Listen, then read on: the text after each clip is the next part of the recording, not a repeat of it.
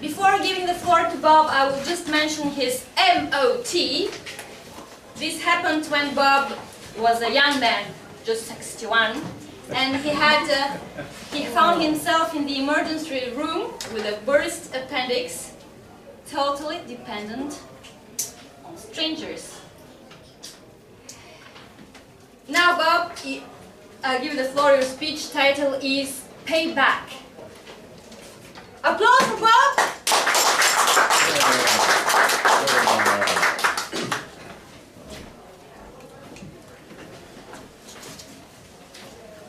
So you can start timing me now, but I'm going to use the first minute to just give some context before I actually start the speech. The timing is still the same. Okay. I'm going to have a chance to go to Boston, and I hope to participate in a storytelling evening put on by an organization called The Moth. I don't know if you know this organization. We've talked about it a few times. I would highly recommend you go online and check it out, themoth.org. But it's different than normal Toastmasters. And I want the word master to pay attention, because ums and ahs are just part of the storytelling process, and so the rules are a little different. And basically, they have a bunch of different people who volunteer to get up in front of a group and tell a story. And so that's what I'm going to practice tonight. And the theme of the evening in Boston will be payback, which is kind of funny because it's actually quite related to Juan Pablo's speech in a way.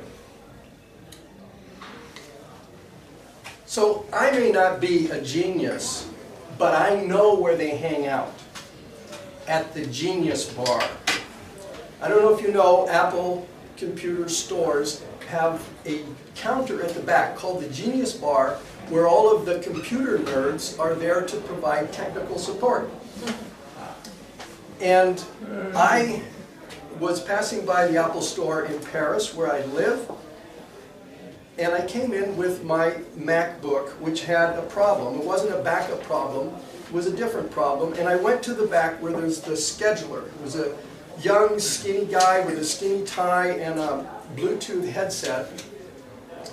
And I asked him if there was any chance, perhaps, that there were openings to see a technician at the bar, at the Genius Bar. And he said that there were some openings, but tell me first, what is the problem? And so I explained that my MacBook battery was failing. And he took a look at it and he said, well, yes, but this is too old. The warranty has already expired. And I said, well, yes, I know that, but actually I had another problem with this computer, and I went to the other Apple store, and they actually solved my problem and replaced the part free, even though it was already past warranty. And he said, no, but it's not possible. It's too late. You cannot do that. I do not believe you. And I said, yeah, it's true. I actually was there with a beautiful young woman, and she can verify the story. And he said, well, why didn't you say so? Yes, if you have a beautiful young woman with you, yes, anything is possible. He said, but I can't help you anyway. And I said, because I don't have the... No, he said, because we don't have this part. It's too old. We don't carry this part anymore. And I just kept insisting that I really want to speak to a technician. And he said, well, I am a technician. And on his badge, you know, it said, Jacques, scheduler. And I said, I want to talk to a real technician. And we kept going back and forth. And finally, I just kept insisting, because I'm very persistent. I'm a genius at being persistent. He finally said, that French sigh, okay. And he led me to the counter and gave me a chair to sit in. And I thought, finally, yes! I'm going to, you know, victory in France takes so much energy. But it makes it all the sweeter. And then I noticed that Jacques circled around behind the counter of the bar, of the Genius Bar, and he walked over, adjusting a new name tag, and he stood right in front of me. And he had like a really hard time controlling his smirk.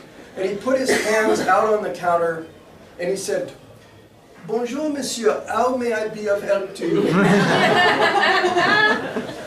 And I thought, Jack ass. This is your payback time. You've got me. And I was livid. I was really furious, and I almost walked out. I really just wanted to walk out, but that would be such a humiliating defeat, you know. So I played the only card that I had left, which was my payback. And I said, "Well, Jacques, you seem like a much more helpful guy than the very uncooperative scheduler that I was just talking to." And he said, "Yes, I know what you mean. I had a very difficult client just a minute ago myself."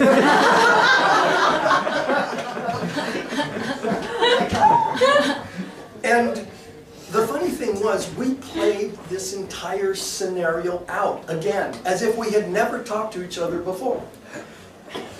And he actually became very helpful. He said, "Well, you know, I cannot help you, but what you can do is go to the Apple store. Here, I write down the part number you need to ask for. And if that doesn't work, well, you can go to a third-party vendor. Because sometimes they have these pieces that we don't carry." And it was like a whole new thing. We were like best friends. We shook very warmly.